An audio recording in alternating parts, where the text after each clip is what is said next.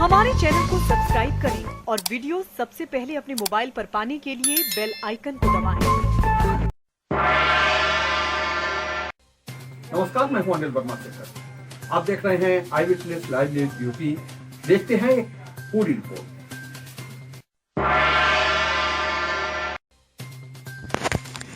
आई witness news पर आज देखिए, अखिलेश यादव बोले ये लोकतंत्र बचाने की आखिरी लड़ाई। युवाओं से लोकतंत्र के अखंड प्रहरी बनकर ईवीएम की सुरक्षा करने का आह्वान। एग्जिट पोल पर अखिलेश यादव ने उठाए कई सवाल। सोनभद्र, वाराणसी और बरेली में ईवीएम पकड़े जाने के बाद सपा के राष्ट्रीय अध्यक्ष अखिलेश यादव ने आज कहा कि ये लोकतंत्र की आखिरी लड़ाई है। अगर इस बार मौका चूक गए तो हमें आजादी की लड़ाई की तरह क्रांति करनी पड़ेगी। अखिलेश यादव ने कहा कि युवा 3 दिन तक लोकतंत्र के अखंड प्रहरी बनकर ईवीएम और चुनाव को बचाएं। सपा प्रमुख अखिलेश यादव ने कहा कि सपा लोकतंत्र को बचाने के लिए हर रास्ता अपनाएगी। एग्जिट पोल पर निशाना लगाते हुए अखिलेश यादव ने कहा कि एग्जिट पोल चोरी को ढकने के लिए हैं। आइए आपको सीधे लिए चलते हैं अखिलेश यादव की पत्रकार वार्ता में और देखते हैं कि वो क्या कह रहे हैं। ये मानना है कि किसी भी वेयर हाउस में रखी हो या किसी भी स्ट्रांग रूम में रखी हो तो बिना प्रत्याशी के जानकारी के आप मूव नहीं कर सकते। अगर आपको ईवीएम्स को मूव करना है तो कम से कम जो प्रत्याशी चुनाव लड़ रहे हैं उनकी जानकारी में होना चाहिए। और सोचिए, मुख्यमंत्री आवास से प्रमुख सचिव, मुख्यमंत्री जगह जगह फोन कर रहे हो और डीएम्स को बता रहे हो। ये घबरा गए उसी दिन जिस दिन अखबारों में कुछ जगह आया कि कहीं पार्क की सफाई हो रही है, कहीं घर की सफाई हो रही है।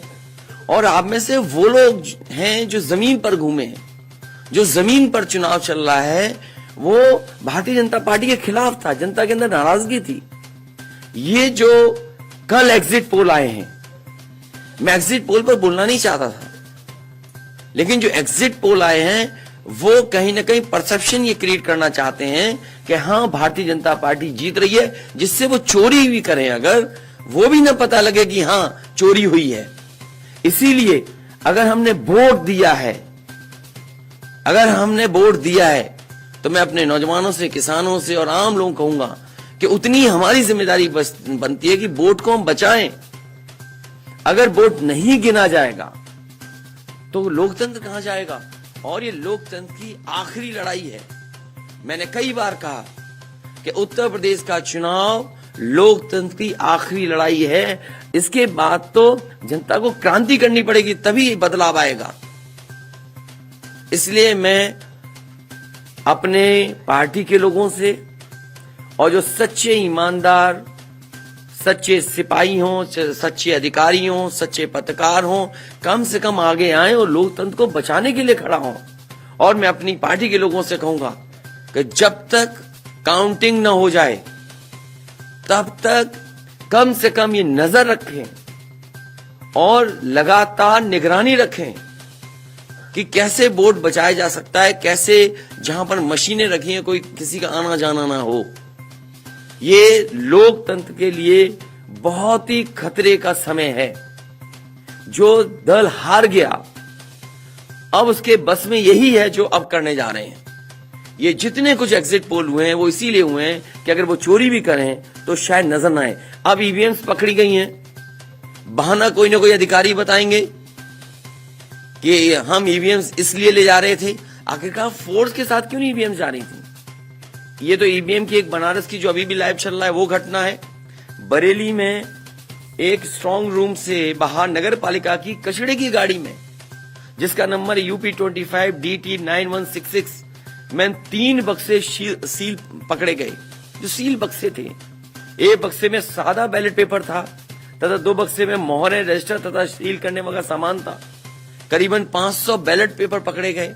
इसी तरह सोनभद्र का है कि सोनभद्र में भी बड़े पैमाने पे चीजें पकड़ी गई। वो भी लोग समझ में आ गया तो उन्होंने देखा, एसडीएम को रोका। एसडीएम घोरावल जनपद सोनभद्र में खाली मत पर अपनी गाड़ी से पॉलिटेक्निक कॉलेज ले जाते हुए पकड़े गए। क्या सफाई देगी सरकार? इसीलिए मैंने कहा प्रमुख सचिव मुख्यमंत्री आप जानकारी कर लें, अगर आपके डीएम्स कोई जानकार हैं, उन्होंने खुद बताया है कि वहां से लखनऊ से फोन आ रहे हैं कि जहां पर भारतीय जनता पार्टी हार रही हो वहां पर काउंटिंग स्लो हो और रात तक काउंटिंग लेकर के जाइए।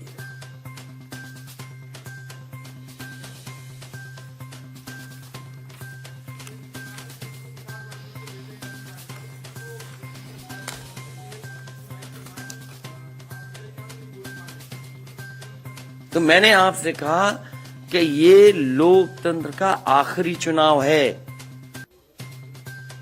इसके बाद तो जिस तरीके से आजादी के लिए लड़ाई लड़ी गई थी उसी तरह की हमें और आपको क्रांति करनी पड़ेगी।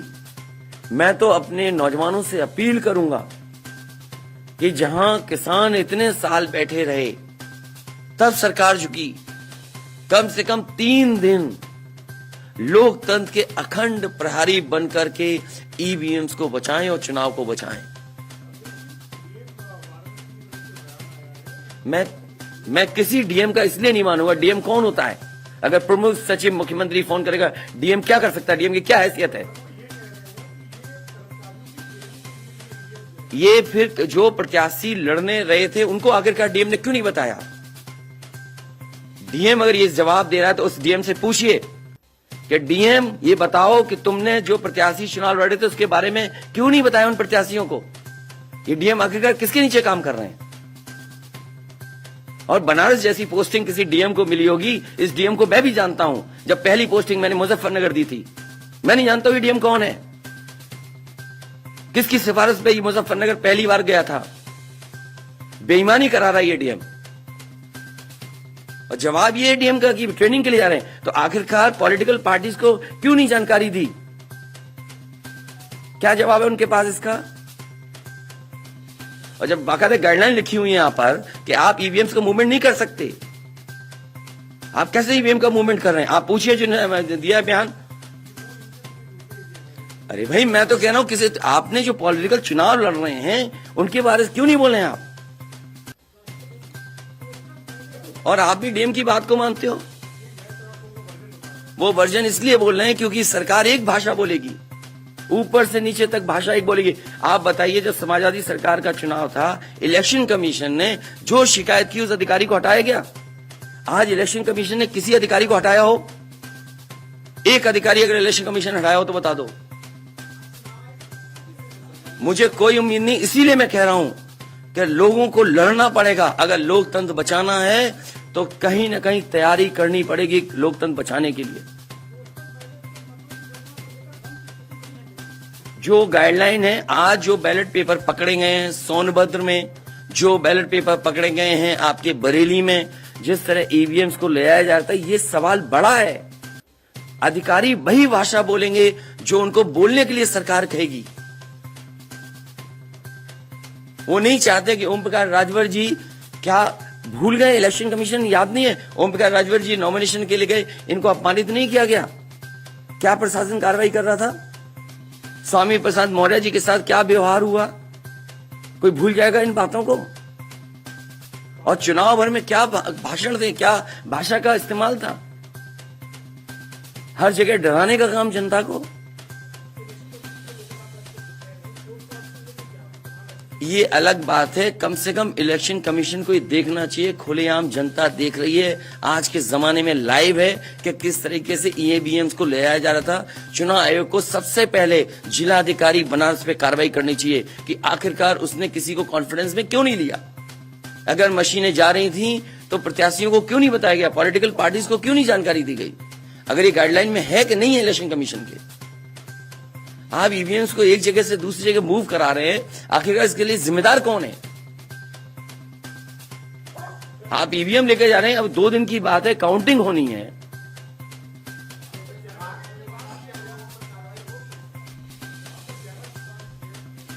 जैमर इसलिए कि कई लोग आशंका इस बात की व्यक्त कर रहे हैं कि हो सकता है कि टेक्नोलॉजी ऐसी हो जहां पर मैनिपुलेशन किया जा सके, इसलिए कहीं ना कहीं देखा जाना चाहिए इस बिंदु को भी।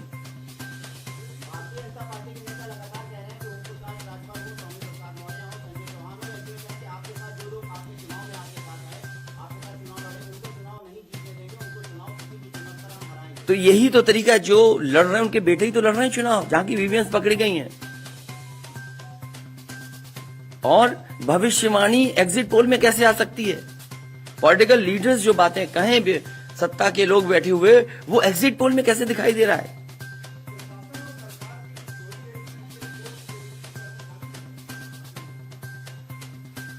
आपको ये देखना चाहिए, जो एग्जिट पोल कर रहे हैं क्या मुनाफे के लिए कर रहे थे? जो कंपनियां बड़ी बड़ी, सर्वे का पैसा कौन दे रहा है उनको?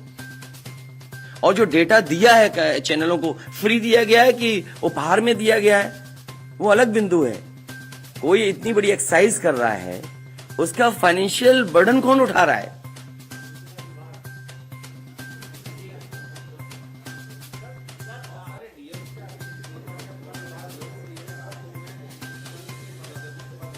ये तो बातें, ये सच कह रहे हैं आप, जो बात, ये जो सवाल के रूप में जानकारी दे रहे हैं, ये सच्चाई है।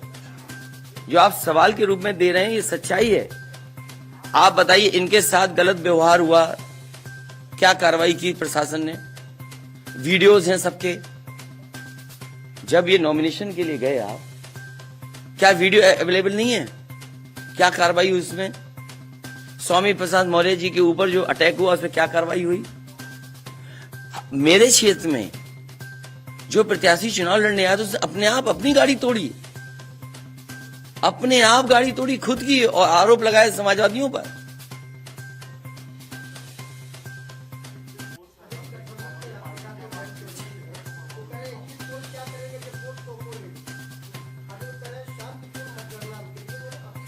नहीं, शांतिपूर्ण मतगणना के लिए तो हम भी अपील कर रहे हैं, लेकिन सावधान रहें। अगर वोट दिया है तो वोट को बचाए भी तो सही। अगर ईवीएम खुली सड़क पे इस तरह जाएंगी, आप क्या उम्मीद करोगे? आपके बैलेट पेपर पकड़े जा रहे हैं। आपके लखनऊ में ही एक गाड़ी पकड़ी गई थी, उसके अंदर क्या क्या था? वो कहते वो तो हर गाड़ी में टूल बॉक्स होता है। तो टूल बॉक्स में इतना बड़ा हथौड़ा थोड़ी होता है कि आप ताला तोड़ दो। वोट बचाने के लिए कहीं ना कहीं हमें एक अखंड प्रहरी की तरह काम करना पड़ेगा। और अगर हमारे किसान इतने दिनों बैठ सकते हैं, अब तो 3 दिन की बात है, 3 दिन तो बैठना ही पड़ेगा, नहीं तो ये प्रशासन के लोग बैठ करके चोरी करा देंगे। और मामूली चोरी है वोट की, ये लोकतंत्र के साथ है। लोगों को ये भूलना नहीं चाहिए आपके पड़ोसी देशों में क्या हो रहा है। इसलिए मैं ये भी गाइडलाइन पढ़ना चाहता हूं कि जो ईवीएम के मूवमेंट के लिए जो मुझे जानकारी मिली है, वो मैं आपसे पढ़ना चाहता हूं कि all polled EVMs and all reserve EVMs after the poll shall be under cover of arm police at all times. Reserve EVMs should also be returned at the same time when the polled EVMs are returned at the receipt center. Reserve EVMs shall not be kept in the strong room meant for polled EVMs. They shall be kept in another strong room meant for keeping reserve EVMs.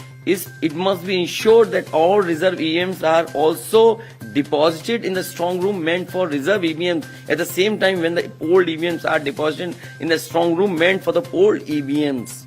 तो EVMs के लिए बिल्कुल clear कहा गया है कि कैसे क्या होना है।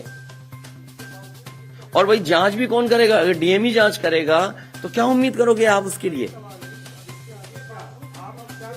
इसके आगे जो पॉलिटिकल पार्टी हम तय करेंगे क्या करना है, अगर हमें कोर्ट का भी सहारा लेना पड़ेगा, लेकिन उससे पहले हम अपने पार्टी के कार्यकर्ता नेताओं और जो हमारे सच्चे पत्रकार, सच्चे पुलिस फोर्स में लोग हैं या वो लोग हैं, उनसे भी मेरी अपील होगी कि कम से कम लोकतंत्र को बचाने के लिए आगे आए।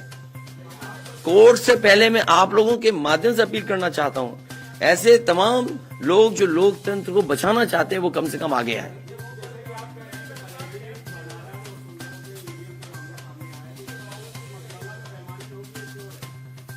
आपने पंचायतों का चुनाव देखा था, भारतीय जनता पार्टी ने खुलेआम वोट को लूटा।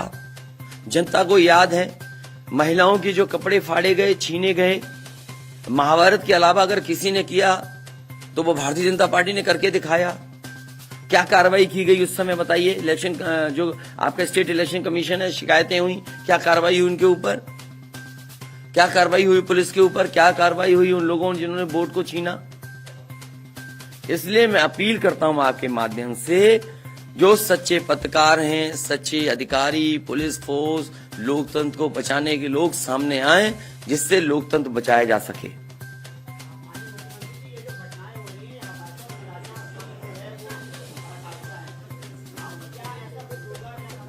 मैं नौजवानों से विशेष अपील करूंगा, और इसलिए अपील करूंगा, मैंने वो तस्वीरें देखी कि नौजवान वोट डालने के लिए लोकतंत्र में कैसे निकल पड़ा। अगर उसने वोट डाला है तो कम से कम वो वोट बचाए। अपना कैसे वोट बचाएगा, गिनने से कैसे गिनती में लाएगा। और ये मामूली घटना नहीं है। जो लोग लोकतंत्र पर भरोसा करते हैं उनके अंदर आक्रोश होगा, ऐसा नहीं है कि गुस्सा नहीं होगा उनके अंदर। इसीलिए मैंने कहा कि 5,000 के अंतर में सीटें जो जीती गई थी भारतीय जनता पार्टी की, वो 47 हैं। और मैंने इसीलिए कहा कि प्रमुख सचिव, मुख्यमंत्री, जिलाधिकारियों को फोन कर रहे हैं कि काउंटिंग स्लो की जाए। और बैलेट के लिए हम लोगों ने अपने प्रत्याशियों को और जो एजेंट्स हैं, हमारे इलेक्शन एजेंट्स, उनको समझाया है कि बैलेट को किस तरीके से काउंट करना है, कैसे रखे जाएं, उन सब को समझाने का काम किया। और आप में से जो लोग बनारस गए होंगे वो जानते होंगे कि बनारस साउथ समाजवादी पार्टी जीत रही है, अयोध्या समाजवादी पार्टी जीत रही है। ये घबराहट है बीजेपी को। पवन पांडे जीत रहा है, ये घबराहट है। किशन दीक्षित जीत रहा है, ये घबराहट है बीजेपी को। नहीं, वो अलग बात है, पान भी खाया। और भाषा नहीं देखी आपने, क्या प्रवक्ता की बात करते, कौन है ये चीज प्रवक्ता? कोई प्रवक्ता की बात नहीं करेंगे। क्या प्रवक्ता उठा लाए आप किसी गली मोहल्ले से? क्या प्रवक्ताओं की बात करते हैं आप? इतने सीनियर जर्नलिस्ट बनते हो आप अपने आप को। ये मामला सीरियस है, क्या प्रवक्ता बताएगा? इलेक्शन कमीशन क्यों नहीं बता रहा? ये खुलेआम ईवीएम घूम रही हैं। कोई आश्वासन नहीं दिया। हो सकता है हमारी प्रेस का शायद कुछ जागे। यूपी के हैं सब, और कहां के हैं इलेक्शन कमीशन के लोग? रिटर्निंग ऑफिसर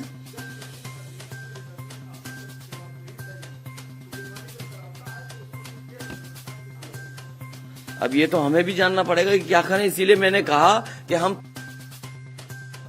तैयारी से रहिए। ऐसे तो किसी पे कार्रवाई नहीं कर सकते। हाँ, जिम्मेदारी तो अच्छा इलेक्शन कमीशन की जिम्मेदारी है कि निष्पक्ष चुनाव। इतना बड़ा कमीशन हम क्यों कह रहे हैं कि इलेक्शन कमीशन की जिम्मेदारी है? क्यों उसको इंडिपेंडेंट बनाई गई ये बॉडी? ये सब जो आपके माध्यम से हो रहा है वो सब लाइव है। जो ये चीजें हो रही है सब लाइव है, सब शिकायतें की जाएंगी, सब देंगे। अभी तो अभी कहो तो अभी लाइव दिखा दें।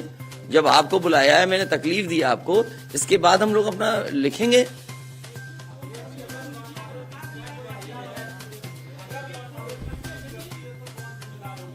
इलेक्शन कमीशन जिम्मेदार है इसके लिए। ईवीएम्स खुलेआम जा रही हैं, बैलेट पेपर कूड़े के डब्बे में पकड़े जा रहे हैं, गाड़ी का नंबर हम बता रहे हैं आपको, एसडीएम लेकर के जा रहा है। और मैं तो कहूंगा कि चुनाव हमारे जितने भी समाजवादी लोग हैं कानून व्यवस्था को मानते हुए शांतिपूर्ण रहें, लेकिन जिम्मेदारी सरकार की भी तो है। ये जिम्मेदारी इलेक्शन कमीशन की नहीं है, सरकार की नहीं है। आप अगर पूरी सुरक्षा के साथ उन ईवीएम्स को ले जाते, जो प्रत्याशी चुनाव लड़ रहे हैं उनकी जानकारी में लेकर के जाते हैं, तो किसको आपत्ति थी? ये तो पकड़ी गई हैं। अगर चोरी पकड़ी गई है तो चोरी पकड़ी को पे आप कानून व्यवस्था की बात करोगे? आप तो नहीं सुनी जाएगी। तो समाजवादी पार्टी हर रास्ते को अपनाएगी जहां पर लोकतंत्र को बचाया जा सके। वो जरूरी है। जहां जहां चुनाव हुए हैं, बंगाल में, तमिलनाडु में या किसी भी प्रदेश में, प्रत्याशी और उनके लोगों ने जगह जगह बैठ करके दिन रात पहरा दिया है।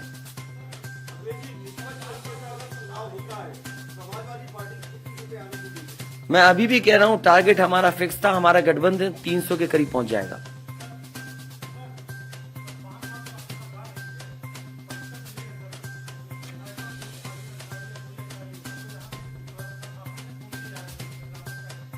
मुझे तो अधिकारी नहीं बताया ना।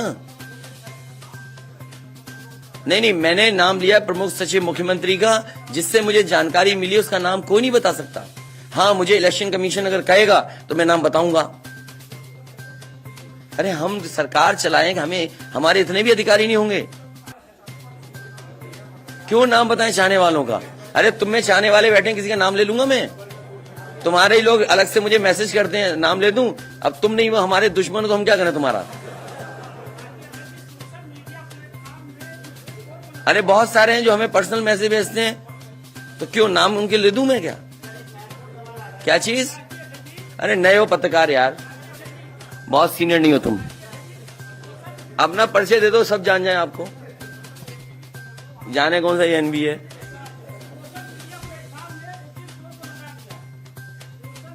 इसीलिए मैं कह रहा हूं आपसे कि एग्जिट पोल है कि जो चोरी करी जाए उसको ढका जा सके।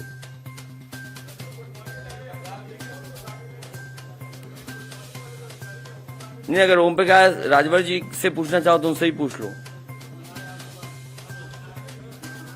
केवल ईवीएम पर, क्योंकि इनकी विधानसभा का मामला है, इनकी विधानसभा का इशू है। देखिए, जैसा कि अभी हमारे एक साथी ने कहा कि माननीय अखिलेश यादव जी के साथ जो लोग हैं, चाहे संजय चौहान जी हो, चाहे ओम प्रकाश राजभर हो, चाहे स्वामी प्रसाद मौर्य हो, हम उनको जीतने नहीं देंगे। आप ही की तरफ से आया ना बात? आप ही नहीं, ये पूरे प्रदेश में गूंज रही है बात। और भारतीय जनता पार्टी हम लोगों के गठबंधन से घबरा गई है, और बनारस जैसे प्रधानमंत्री जी अपनी इज्जत बचाने के लिए गली गली घूमे हैं। ये मैं कह रहा हूं, गली गली घूमे हैं। जिलेवार 75 साल की आजादी में 70 साल से वोट पड़ रहा है।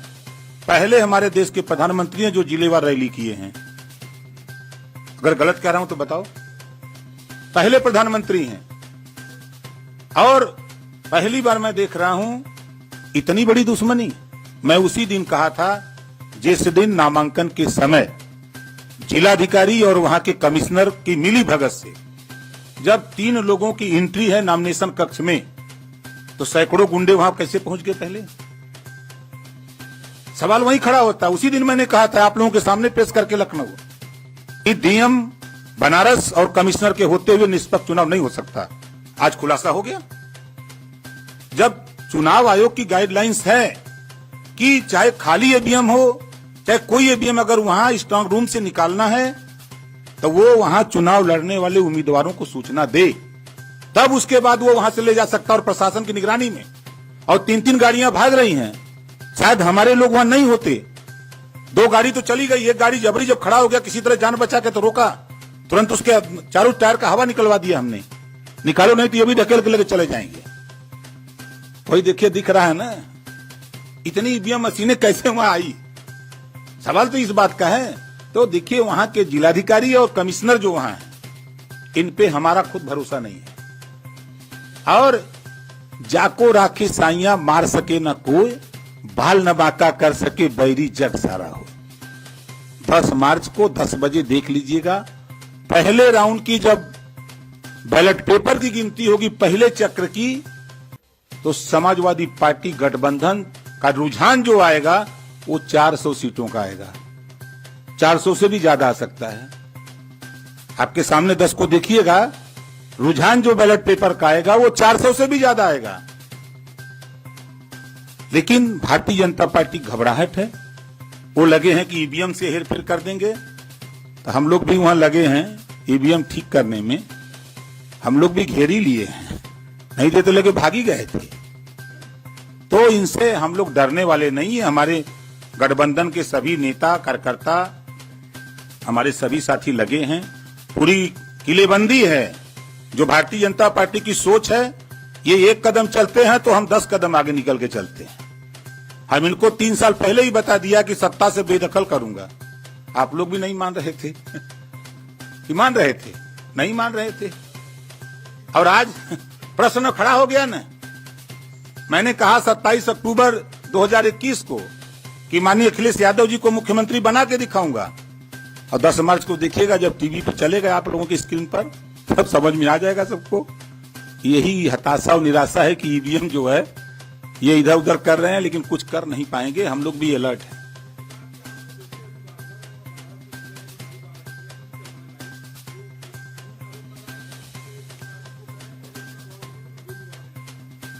देखिए, धमकाइयां चमकाइयां न पाइयां तो भाग जाइया।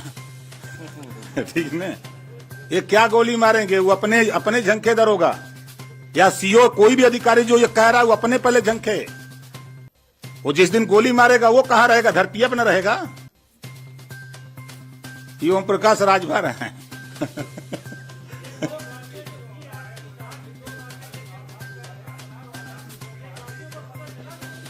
भैया मेरे, हम लोग तो एक घेर के रखे दो, तो वो भी किसी तरह वो हमारा आदमी आगे खड़ा वो मार देता, धक्का मर जाता, लेकिन वो भी ढीठ था। अब जाति का ठाकुर था, यो बात है। हेमंत सिंह नाम है। अब वो लौट गया, वही कहे चढ़ा दो गाड़ी। और जो गाड़ी रुकी तब तक उसके साथ 4 लोग थे, तो पहले साइकिल से गाड़ी का हुआ निकाले कि कहीं ठेल के आगे न बढ़ा दें, तब जाकर के ईवीएम का खुलासा हुआ है। साफ पूरी होगी, आप देखिएगा ना। आप लोग चिंता मत करिए, चिंतन करिए। अरे यार देखिए, आप जब कह दिया इससे ज्यादा कह सकते हैं? तुम भी ऐसी बातें कर रहे हो भाई। जब कह दिया ये बातें, हाँ?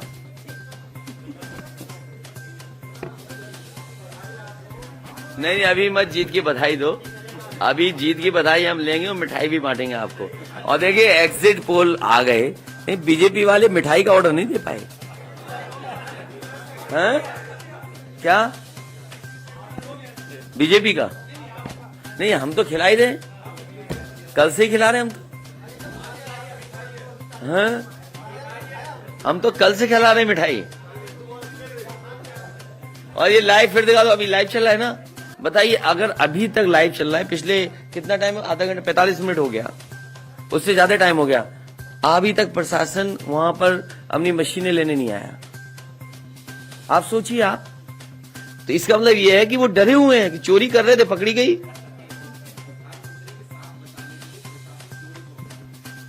आप देखिए ना, अगर मान लीजिए हम और आप यहां बैठ करके देख रहे हैं, अगर वो चीज लाइव हो रही है तो दुनिया में देखी जा रही होगी। उनको परवाह ही नहीं है कि मशीन कौन ले जा रहा है, ले जाने दो। अभी लाइव हो रहा, सोचिए कितनी इतना समय। इसमें प्रशासन जाता, बातचीत करता, नहीं ले जाए ईवीएम्स।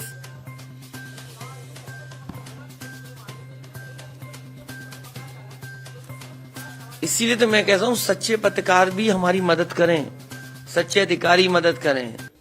सच्चे जो लोग हैं, जो अगर आज नहीं तो कल अफसोस होगा। इसीलिए जो लोग लोकतंत्र बचाना चाहते हैं वो सब आगे आए।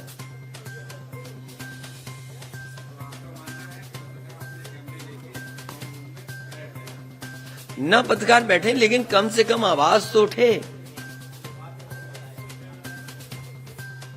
चलिए, बहुत धन्यवाद आप सब लोगों का।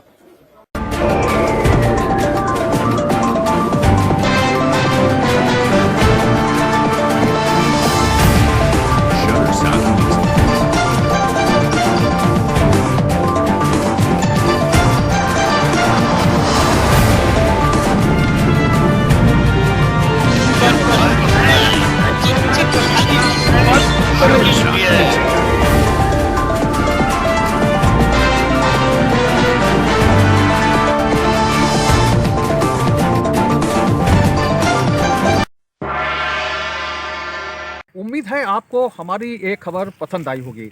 आप इसे लाइक करिए, अपने दोस्तों के साथ शेयर करिए और उस पर कमेंट करिए। अगर आप पहली बार हमारे चैनल से जुड़े हैं तो चैनल को सब्सक्राइब करना मत भूलिए। यही निवेदन आपसे है।